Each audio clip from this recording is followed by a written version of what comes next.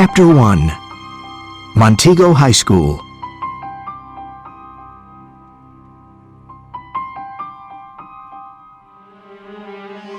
Montego Bay is a beautiful tourist town on the east coast of Florida, near Miami Beach. The town was founded in the 17th century by the pirates of the Caribbean Sea, who were called buccaneers. Montego Bay became their home port, and there are still legends about hidden treasure there. The new Montego Bay Wax Museum opened recently. It is a big tourist attraction with wax statues of famous explorers, buccaneers, sea captains, slave merchants, and criminals. Our story starts one Friday morning in October at the Martins' home. Bill and Michelle Martin lived with their parents in a nice old house. Bill was a tall boy of 16 with brown hair and blue eyes. This was his third year at Montego High School. Science was his favorite subject, and he wanted to become a biologist. Basketball was his sport, and he was one of the best players on the school team. His sister Michelle was a pretty girl of 15 with short red hair and blue eyes. She loved all kinds of modern music and had a big collection of CDs. This was her second year at Montego High, and she was a member of the Journalism Club, which published the monthly school paper. "Hurry up, Michelle, it's late!" shouted Bill from the living room. "I'm coming!" shouted Michelle from the top of the stairs. She ran down and took her backpack. "Bye, Mom. See you this afternoon." "Bye, Mom," said Bill. "There's basketball practice today. See you at dinner." "Enjoy your visit to the new museum," said their mother. Their father worked at the airport, and he was already at work. Bill and Michelle met their good friend Nick Chan in front of the park. He was a tall Chinese American of 16. He was a member of the basketball team too. "Hi, guys," said Nick, smiling. "Let's hope this visit to the new wax museum won't be boring." "I know," said Bill. "and we have to write a report about it for Mrs. Jenkins." The students of the second and third year were visiting the new museum that morning. It was part of their local history course with the new history teacher, Mrs. Jenkins. The old teacher, Mr. O'Neill, disappeared mysteriously before the summer. He was one of the favorite teachers at Montego High because he was friendly and his classes were interesting. One day in June, Mr. O'Neill went out on his boat, the North Star. He sailed east to the Bahamas and into the Bermuda Triangle. No one knew why he was going there. The Coast Guard found his boat a few days later, but he was missing. Only his dog was on the boat. They took the North Star back to the Montego Bay port and left it there. The Miami police said Peter O'Neill was missing because his body was never found. They opened a police file and gave it a number. File number 113. The O'Neill case. Where was Peter O'Neill? No one knew. It was a mystery. The local newspaper, the Miami Times, wrote a lot of articles about the O'Neill case. The last one said, "Peter O'Neill, another victim of the Triangle?" July 10. A month after the disappearance of Peter O'Neill, the police are still trying to solve the case. The 45-year-old history teacher and expert scuba diver disappeared during a boat ride in the waters of the Bermuda Triangle. Police Sergeant Robert Walters says, "People, boats, and airplanes often disappear in the Triangle, and no one knows why. Could Peter O'Neill be another victim of the Triangle? However, the case is still open. We hope to have an answer one day." Bill, Michelle, and Nick met their friends and teachers outside the museum. There were a lot of rooms and exhibits with wax statues. There were also models of old Spanish sailing ships and maps of the Caribbean islands on the walls. "These statues scare me," said Michelle. "They look like real people." "You're right," said Juanita, one of Michelle's friends. Those glass eyes give me the creeps. Look at that one, said Nick, laughing. He looks like Mr. Branson, our math teacher. Look at the small beard and the green eyes.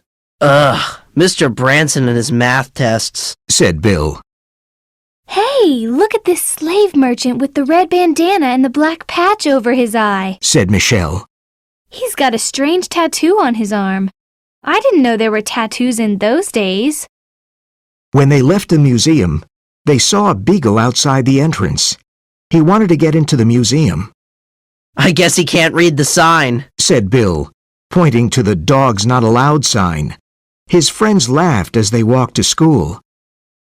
After a long hour of history, it was time for lunch. The school cafeteria was always a noisy, fun place for the students. It was the best time of the day to meet with friends and chat. Michelle always had lunch with her best friends, Juanita and Susan. They usually talked about clothes and boys. Michelle, look, there's Matt. Whispered Susan. And he's wearing a cool blue sweater. Whispered Juanita. Matt Anderson was the handsome captain of the football team. He was 17, and Michelle liked him. She looked at him, but he didn't see her, so she started eating her lunch. Let's talk about something else, girls, she said, eating her sandwich.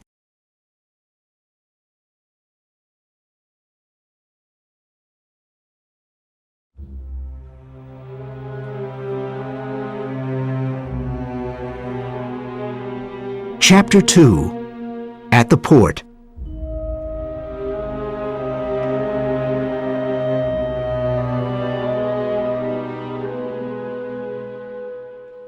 Saturday was a busy day for Bill and Michelle. They both had part-time jobs to earn some pocket money. Bill worked at the local supermarket, and Michelle took the neighbors' dogs for walks. Saturday night was special because Mrs. Martin always cooked something unusual. After dinner, Michelle went to Juanita's house, and Bill phoned Nick. What are you doing tonight? Asked Bill. As soon as I finish working, I'm going to the movies, said Nick. Good idea. What's on? Said Bill. There's a science fiction movie at the Madison Theater that everybody's talking about. Fifth Dimension. We can meet at my parents' restaurant at 8:30. Okay, see you then, Nick. Nick's parents had a Chinese restaurant near the port, and he always worked there on weekends. As Bill waited for Nick at the back door of the restaurant, he saw the same beagle from the wax museum. The poor dog was sad and thin. He was probably waiting for some food. Nick came out from the back door and said, What an evening. There was a birthday dinner and we were so busy. What's that dog doing here? Asked Bill. Oh, him, said Nick. He's a stray and wants something to eat. My mother always gives him some food. I think he lost his master. On Sunday morning, the port was very busy. People were going out in their boats, and the fishermen were repairing their fishing nets. The Martins had a small cabin cruiser at the port. They decided to clean it because Bill and Michelle wanted to have a Halloween party there. Mom and I are going down to the port to clean the boat, said Mr. Martin. You can come later. We could use 4 extra hands. Okay, Dad, we'll be there soon, said Bill. I'm going to wear my new jeans and pink t-shirt, said Michelle, who loved wearing new clothes. You don't need new clothes to clean a boat, silly, said Bill. Boys will never understand, said Michelle with a smile. It was almost 10 o'clock when Bill and Michelle got to the port. There were always a lot of fishing boats, cabin cruisers, and yachts at the port. It was a warm, sunny day, and everything looked beautiful. An old fisherman, Francisco Garcia, was sitting on a pier near his boat, repairing a fishing net. Hi, Francisco, said Michelle. Hello, said the old man with lively dark eyes. Nice to see you. Are you going out fishing today? Asked Bill. No, I'm going early tomorrow morning, he said, looking at his fishing boat. There he is again. Poor thing. Who? Asked Bill and Michelle. Peter O'Neill's dog, Rover. He sits in front of his master's boat every day and whimpers. Can't you see him? Bill and Michelle turned around. It was the same dog Bill saw at the museum and at the restaurant. Do you mean the beagle? Over there, near the boat? Asked Michelle, pointing to the North Star. Yeah, Said Francisco. he's sad because he lost his master. It breaks my heart. I wanted to take him home with me, but he only wants his master. The poor dog. Said Bill. Did the police ever find Mr. O'Nell's body? The Bermuda Triangle took him. Said Francisco. The police will never find his body in the triangle. He was unlucky, very unlucky. But I told him. What did you tell him? Asked Bill. Well, when Mr. O'Nell bought the boat, he changed its name to North Star. I told him it was bad luck to change the name of a boat. Sailors and fishermen know that, but he didn't believe me. He thought it was an old superstition. I didn't know that. Said Michelle. But why did he go out to sea that day in June? He brought his scuba diving equipment on board. I think he was looking for something in the sea, something important. He went out in his boat every weekend. Did anyone go with him? Asked Bill. Only his dog. He said, and his busy hands started repairing the net again. It was nice talking to you, Francisco. Goodbye. Said Bill, walking away with Michelle. The O'Nell case is a big mystery. No one knows what happened to him, and no one knows what he was looking for. We just know that he was a terrific teacher and everyone liked him. Well, Francisco thought he was looking for something important. Replied Michelle. Yeah, but I wonder what. Said Bill.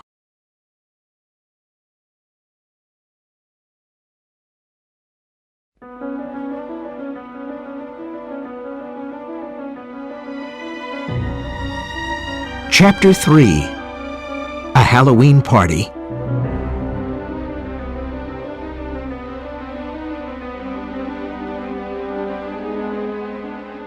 Saturday, October 31, was Halloween, and the town of Montego Bay was ready to celebrate it. There were jack-o'-lanterns and black and orange decorations everywhere. There were some incredible costumes in town, and people were busy planning scary Halloween parties. Bill and Michelle planned their costumes and masks weeks before Halloween.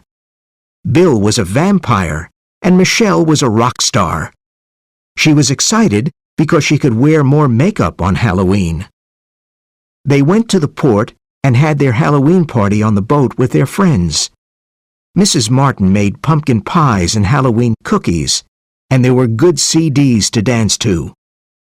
Before midnight, Nick took some pictures with his new digital camera. The party was a lot of fun, and everyone loved it. No one got to bed before 3 a.m. Bill and Michelle slept until noon the next day. "How was the Halloween party?" asked Mr. Martin. Oh, we had a great time, Dad. Said Bill. Thanks for letting us use the boat. We even cleaned up. Said Michelle proudly. I'm glad you had fun. Said Mrs. Martin. That afternoon, they went to Nick's house to see the pictures he took the night before. Come upstairs and see the pictures of the party. Said Nick excitedly as he opened the door. Why are you excited? Asked Michelle. Is something wrong with them? You both look super. He said. But that's not the problem. It's something else. They sat down in front of Nick's computer and started looking at the pictures. Look at this one. Said Nick. Can you see the big white spot? It's on the boat in the background. They looked at the pictures of the party and saw a white spot on a boat in the background. Let's look closer at the picture. Said Michelle. I want to see the name of the boat. It's the North Star. Cried Bill. It was Mr. O'Nell's boat. But what's that white spot? Asked Nick. They looked at the computer for a while, and then Michelle cried out, I know! It's somebody's ghost in the picture. I read about it in a book, and last night was Halloween. Strange things can happen on Halloween night. A ghost? Whispered Bill and Nick. What are you saying? That white spot is the picture of a ghost. Exclaimed Michelle. And it's on Mr. O'Nell's boat, the North Star. Oh, come on, Michelle. Said Bill, whose face was white. Do you mean that it's Mr. O'Nell's ghost? Nick felt cold. Can you see the ghost in other pictures? Asked Michelle. Well, look at these. Said Nick. They looked at 3 other pictures and had the same white spot on the same boat. Wait a minute. Said Bill nervously. Do we believe in ghosts? The 3 friends looked at each other and didn't know what to say. Do you have another explanation? Said Michelle, who believed in ghosts. Gee, Said Bill. then Mr. O'Nell is dead and not missing. There was a moment of silence, and then he told Nick about his conversation with Francisco Garcia. What happened to him on that day in June? Asked Nick. Did he have an accident, or was it bad luck? Francisco says it's bad luck to change the name of a boat. Do you believe in superstition and bad luck? Asked Bill. I think good and evil forces exist. Said Nick seriously. Ghosts only appear when the person was murdered or died in a terrible way. Said Michelle. Perhaps he was looking for something important, and someone killed him to get the information. Said Bill. But where's his body? Asked Nick. We should tell the police about this. Said Bill. The police don't believe in ghosts. Said Michelle. Why don't we try to solve this mystery? Why not? Said Bill. I like solving mysteries. And I like investigating. Said Nick. But we need more information about Mr. O'Nell. What was he looking for, and why was it important? Let's plan this carefully.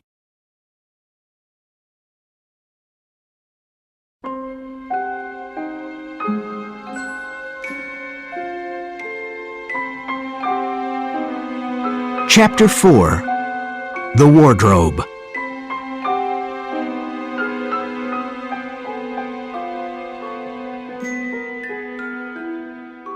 Nick's room was the perfect place to plan things. Let's find out more about Mr. O'Nell. Said Bill. Where did he live? I'll look it up in the phone directory. Said Michelle. Here it is.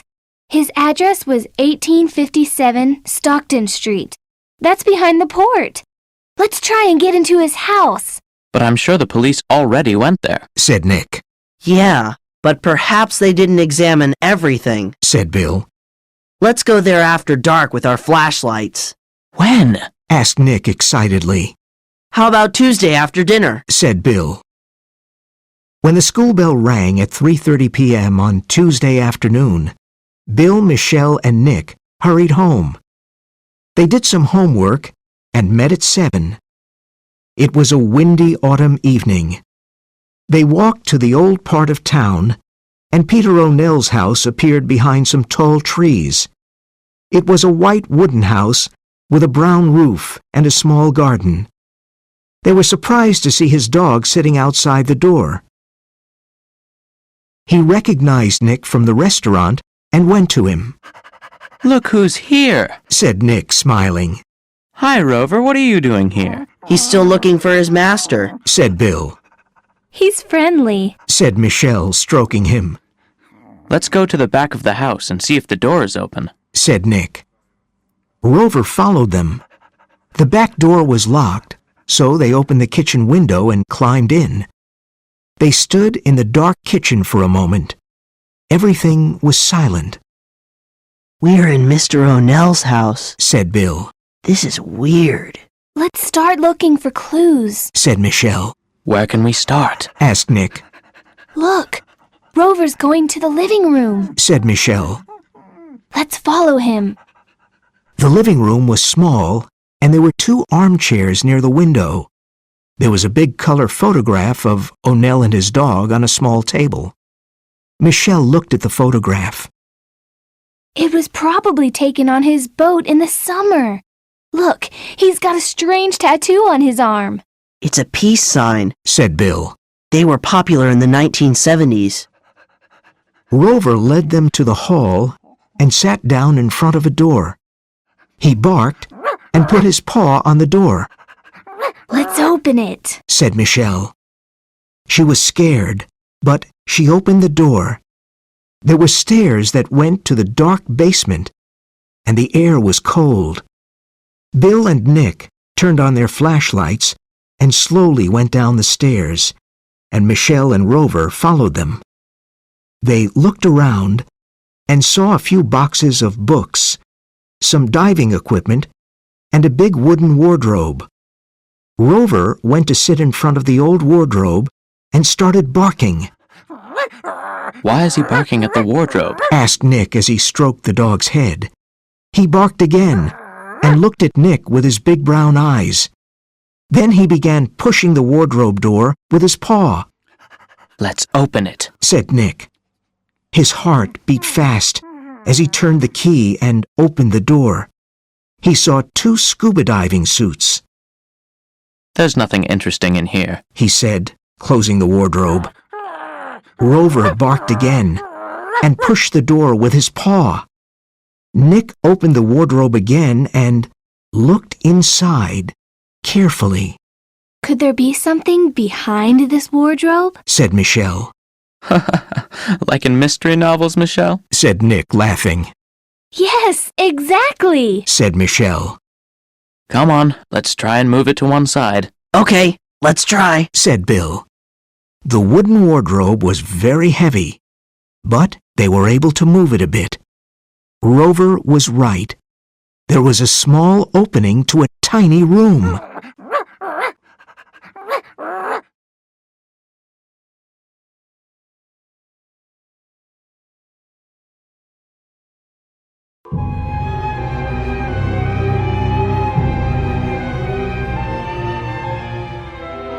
Chapter 5.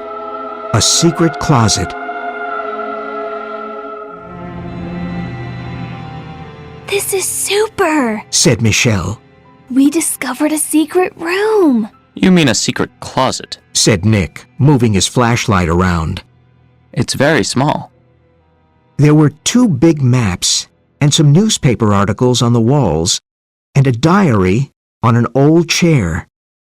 This is cool, Said Bill. I don't think the police knew about this place. And it's probably full of clues, Said Nick. The maps on the wall show the Bermuda Triangle, the sea between Miami, Puerto Rico, and Bermuda. There were red pen marks on the maps. Mr. O'Neill was probably trying to find a particular spot in the Bermuda Triangle, Said Nick. Listen to this headline from the Miami Times. Said Michelle. Ship with precious cargo disappears in the Bermuda Triangle. Let's see, Said Bill, holding up his flashlight. The 3 of them started reading the newspaper article on the wall. A small ship, the Pelican, disappeared in the Bermuda Triangle last week. It was transporting ancient Roman and Greek artifacts bought in Europe by an important American museum. The artifacts are worth millions of dollars, and they are now probably sitting on the bottom of the Atlantic Ocean. I think I understand, Said Bill. Mr. O'Neill was probably looking for the ship in the Bermuda Triangle. That's why these 2 maps are marked in the same place. And that's why he went out in his boat with his diving equipment every weekend. Added Michelle. but why was he looking for them? Asked Nick. That's a good question, Said Bill. I'm sure a lot of dishonest art dealers want to find those artifacts and sell them on the black market. It's a big business. They're worth millions of dollars. But Mr. O'Neill wasn't dishonest. I'm sure he was looking for them for another reason. Michelle started looking through the diary on the chair. Hey, look! She said, On June 7th, Mr. O'Neill wrote this note in his diary. Call Professor Ortega at Florida Historical Museum. That's the day before he disappeared. She paused for a moment and said, Perhaps Mr. O'Neill was working for the Florida Historical Museum, and that's why he was looking for the ship. That's a good explanation. He was an expert scuba diver. Said Bill. Is there anything else in that diary? Michelle looked through the pages. On May 31st, he wrote, Blackbeard still following me at sea. Who's Blackbeard? Well, he was a pirate centuries ago. I don't think it's him. Said Nick. But Blackbeard could be the name of a boat. The boat that was following him. Perhaps the people on that boat were looking for the artifacts too. Let's go to the port and see if the Blackbeard is there, said Bill. All right, Said Nick. but let's go now. It's late. And it's getting very hot in this closet. Said Michelle. Suddenly, there was a loud noise upstairs. What's that? Cried Michelle. We're not alone here. Said Nick. Someone or something is in the house. They stood still for a minute, Well, Michelle, whispered Nick. you're the ghost expert. Whose ghost is upstairs? Oh, stop it. Whispered Michelle, who wanted to get out of there.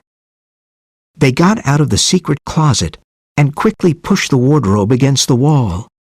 They went upstairs silently and climbed out of the small kitchen window, followed by Rover. When they were outside the house, they heard another loud noise and ran away.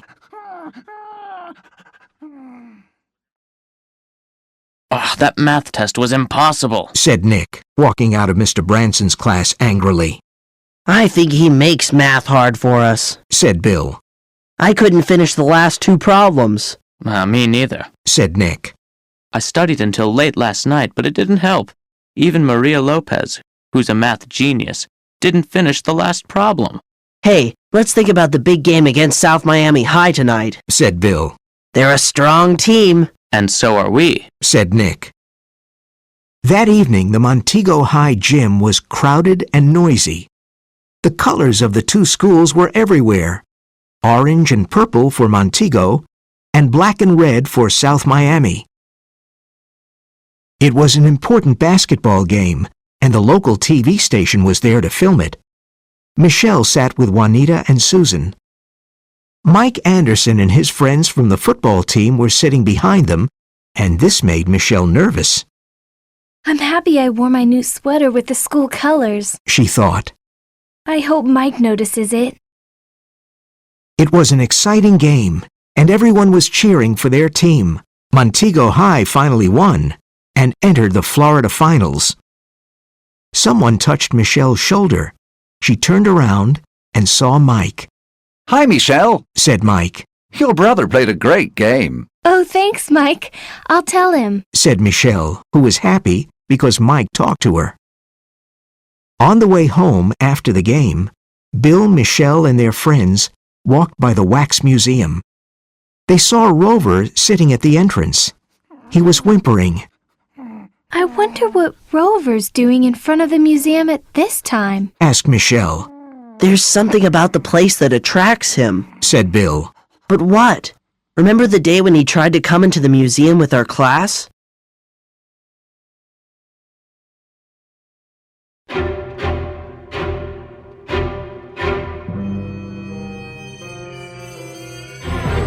Chapter 6. The Blackbeard.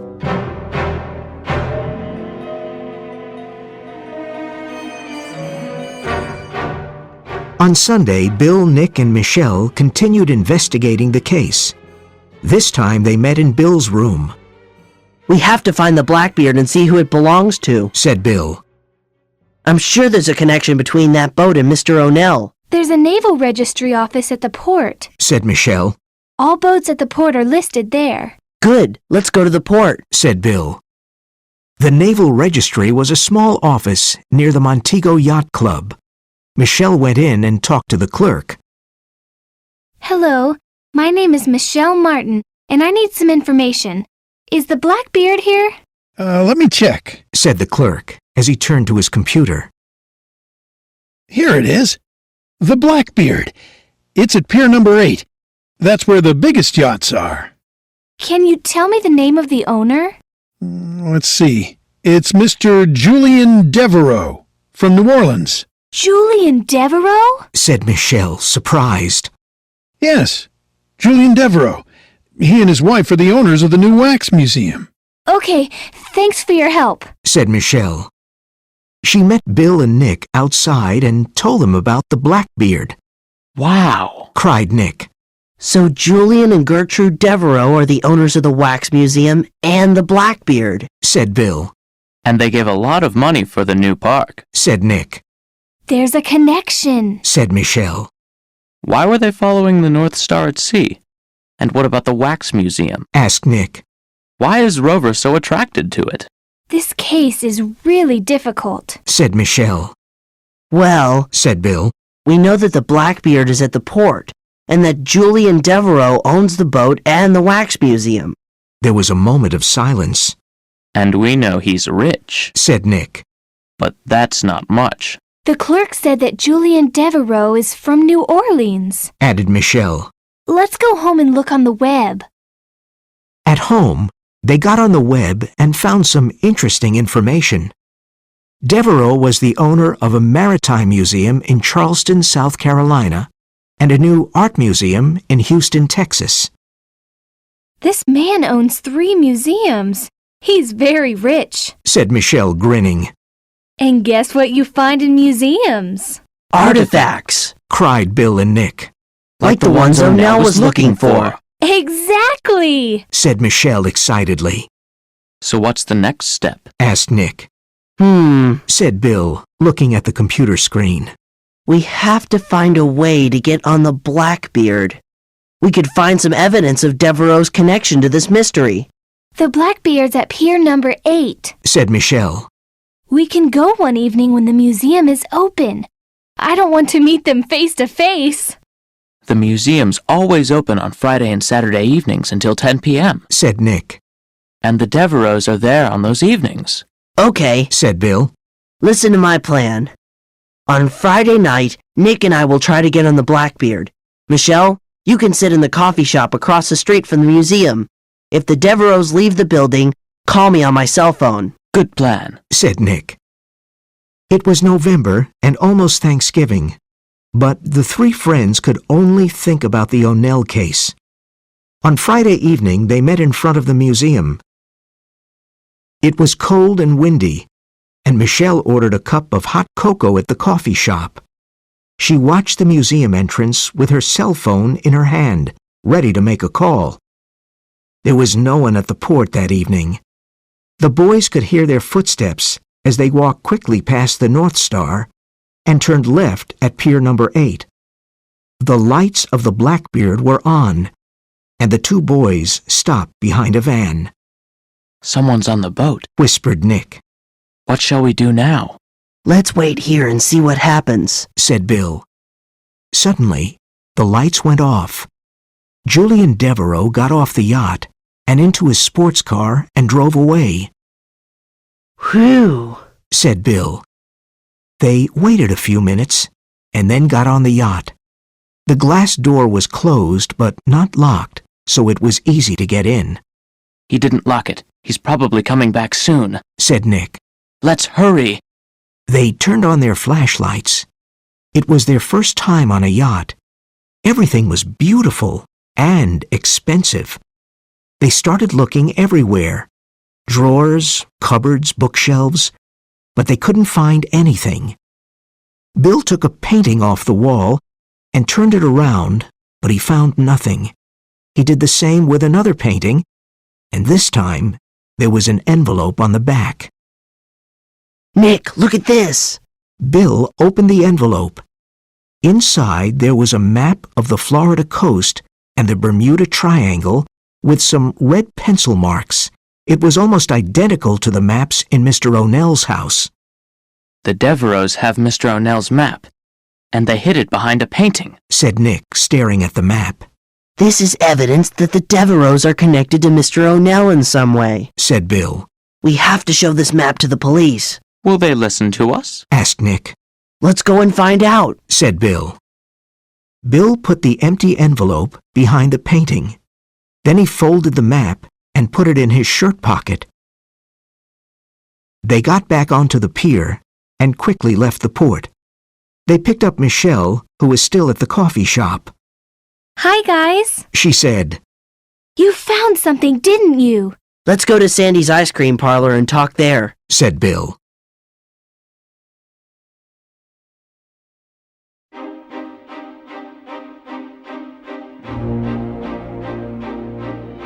Chapter 7. Sergeant Walters.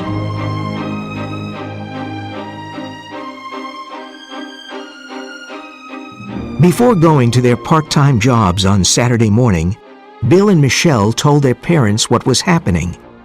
Mr. and Mrs. Martin were very surprised. Why didn't you tell us about this before? Said Mrs. Martin, who was worried. You kids are amazing, said Mr. Martin. No one has solved this mystery, but perhaps you can. I remember Mr. O'Neill. He was a very nice man. I'm glad you're going to the police today. It's the right thing to do. That afternoon, the three friends went to the police station and spoke to a police officer. Good morning. I'm Sergeant Walters, said a tall man with friendly eyes. What can I do for you? We want to report something, said Bill. Come into my office and sit down, said Sergeant Walters. Bill was a bit nervous at first, but Sergeant Walters was friendly. He, Nick, and Michelle explained everything. They talked with him for about half an hour, and he seemed interested. Sergeant Barnes, please bring me the O'Neill case file number 113, said Sergeant Walters. He looked through several papers in the file and then wrote something down. You three are good detectives, he said. But do you know that it is against the law to enter private property, like Mr. O'Neill's home and the Blackbeard? Bill and Nick were embarrassed, but Michelle was not. We wanted to help the police solve the case, she said seriously. We were looking for clues, but we won't do it again. The Devereaux are important citizens, said Sergeant Walters. They helped our community with their new museum, and they gave lots of money for the new park. The Wax Museum brings tourists and good business to our town. We don't have any real evidence against them. You found this map on their yacht, but anyone can have a map. But this map is identical to the ones we saw at Mr. O'Nell's house. And it was hidden behind a painting, said Nick. We want to solve the O'Neill case, too, said Sergeant Walters. But I need better evidence. For example, where is Mr. O'Nell's body? Perhaps he wanted to disappear and start a new life in another place. A lot of people disappear, you know. Or perhaps he had an accident at sea. We can't accuse anyone at the moment. We need to find his body first. Mr. O'Neill loved his dog, said Michelle. He could never go away and leave him. Dogs are very good at finding their masters. It's their sense of smell, said Sergeant Walters, with a strange light in his eyes. My men and I'll examine the secret room in Mr. O'Nell's house and take a look at those maps and his diary. But I still think he had an accident. Do you know how many people and boats disappear at sea? He got up from his desk and gave each of them his business card. Call me if you need me. They left the police station, and Bill said, Now we have to find the body before anyone will listen to us. Yeah, bodies are easy to find. They're everywhere, didn't you know? said Nick, laughing. Oh, come on, don't worry, said Michelle. Remember what Sergeant Walters said? Dogs are good at finding their masters. It's their sense of smell. I think he's giving us a clue. Perhaps Rover can help us solve the case, said Bill. Nick thought for a moment. You can usually find him near the North Star, or at Mr. O'Nell's home, or at the Wax Museum, cried Michelle. Her cheeks were red with excitement. What attracts Rover to the museum? Something inside, said Bill. Yes, but what? said Michelle. Let's find a way to get into the museum with Rover, said Nick. Dogs aren't allowed in the building, but there's a back door, the emergency exit. One of us can open it and Rover can go in. Great idea, Nick, said Bill. We can go tomorrow, said Michelle. It's Sunday, and there are always lots of visitors at the museum. No one will notice Rover. I hope. Okay, said Bill. Nick, Rover likes you, so you can wait outside the back door with him. Michelle and I'll buy tickets and go in. When we get to the back of the museum, we'll open the door and you and Rover can come in. Then we'll follow the dog and see what happens. Good, said Nick. My mother usually feeds him at 9 o'clock. I'll try to keep him at the restaurant tonight.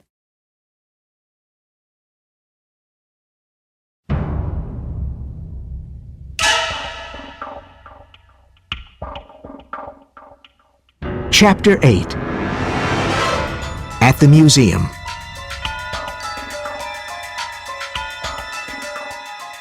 Bill and Michelle woke up early on Sunday morning. This was a very important day for them and Nick. They left their house at 9:30 and met Nick in the park.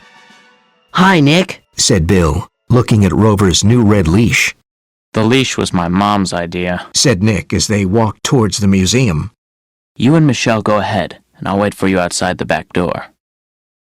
That morning, a lot of tourists were buying tickets, so Bill and Michelle had to wait to get in. They went to the back of the museum and opened the emergency door. Nick and Rover went in quickly, and no one noticed them. Rover walked to the wax statue of the slave merchant with the black patch over his eye. Rover stopped in front of it and started sniffing and whimpering, and the noise got louder. Some tourists saw him, but they didn't stop, I think Rover found something. said Michelle. She and the boys looked at the 17th century slave merchant. Then Michelle noticed the tattoo on the statue's arm. Hey, look at that tattoo. Whispered Michelle. Do you remember it? It's the same tattoo we saw in the photograph at Mr. O'Nell's house. The peace sign. Whispered Nick. But they were popular in the 1970s. A slave merchant of the 1600s didn't know about peace signs. Rover started barking, he's found something. said Bill, as the barking got louder and the dog became more excited, Could that be his master? said Nick, his voice trembling, But it's a wax statue. said Michelle weakly, Yeah, but look at the tattoo. said Bill. Is that a wax statue? Or is it someone's body? They felt cold and their hearts started beating fast. Suddenly their legs felt weak. But how is it possible? Nick couldn't finish his sentence. Rover's bark got louder, and the museum guard came by. I'm sorry. Dogs aren't allowed in the museum, He said, Please take him out. No, we're not taking him out. said Bill angrily.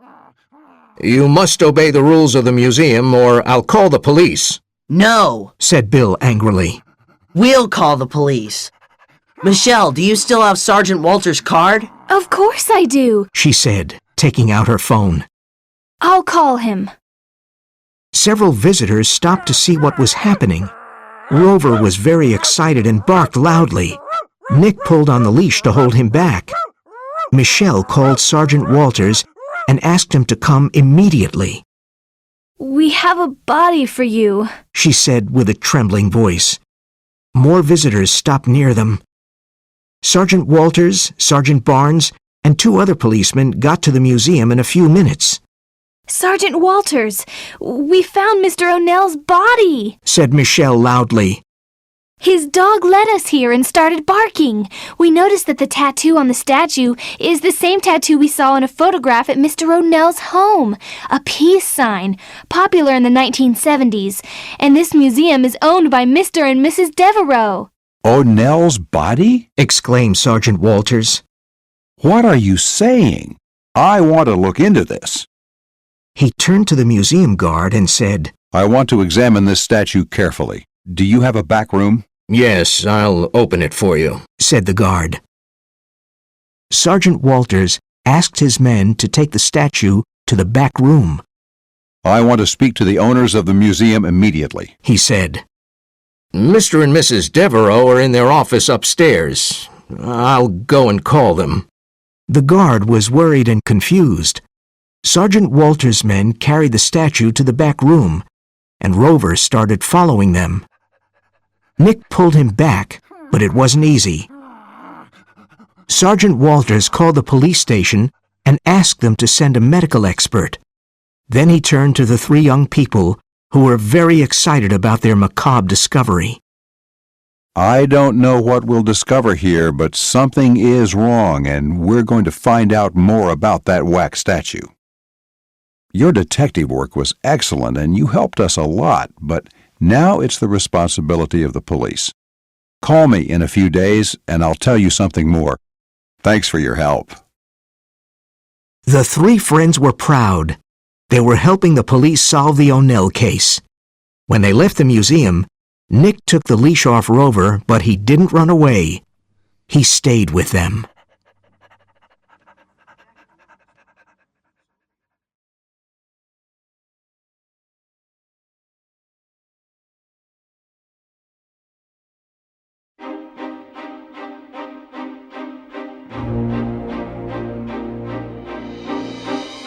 Chapter 9.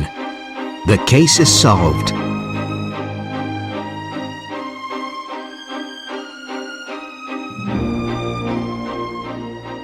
Do you think that was really Mr. O'Nell's body? Asked Nick. If it was, this is like a horror movie. Said Bill. What if the other statues were bodies? Michelle said weakly. Oh, please, Michelle. Said Nick. Devereaux reminds me of Dr. Frankenstein. When will we find out something? Asked Bill. I'm going to call Sergeant Walters in a few days. Said Michelle. Bill, Michelle, and Nick did not have to wait long. On Wednesday, the O'Neill case was on the front page of the Miami Times. O'Neill case, finally solved. The O'Neill case was finally solved by the Miami police this week with the help of 3 teenagers, Bill Martin, 16, his sister Michelle, 15, and Nick Chan, 16. These young people showed great determination and courage. The police discovered the waxed, embalmed body of Peter O'Neill, a 45-year-old high school teacher and expert scuba diver, in the Montego Bay Wax Museum.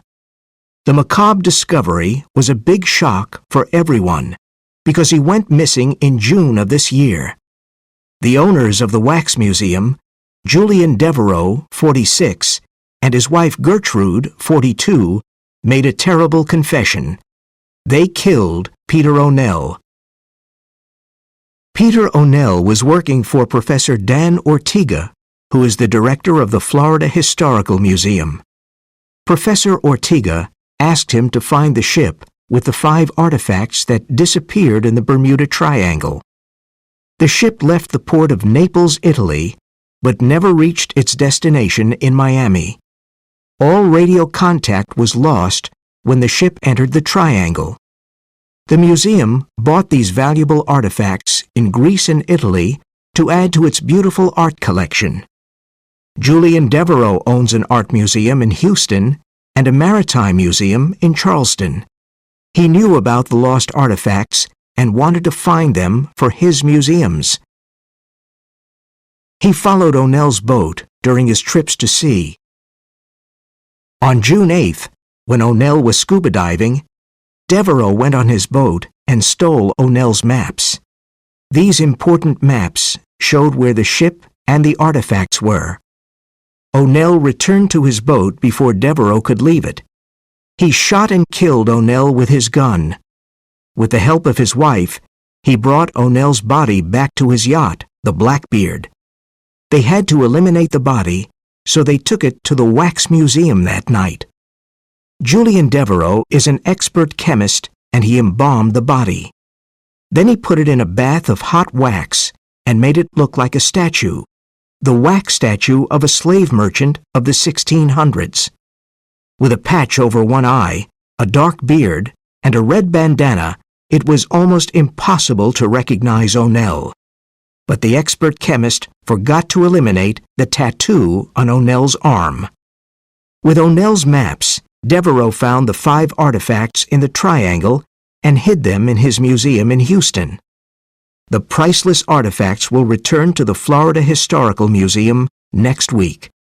The Montego Bay Wax Museum is closed for now.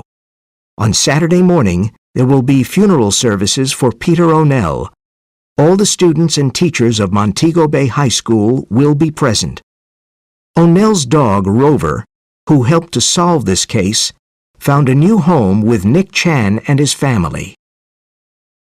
After reading the article several times, Bill, Michelle, and Nick couldn't believe that they solved the case. But they were sad about O'Nell's terrible death. Now Michelle had a big story for the December issue of the school paper. She was suddenly the most popular member of the journalism club. The Devereaux almost committed the perfect crime, She said, Yeah, but they forgot about a dog's instinct and his sense of smell. said Bill, grinning at Rover, Let's celebrate at my restaurant. said Nick, and Rover barked, That's super! exclaimed Bill, Hey, let's walk down to the port and invite Francisco. said Michelle. After all, he's part of this too. He was the first one to give us clues. At that moment, Michelle's phone rang, and she saw Mike's number on the display. Now, everything was really perfect.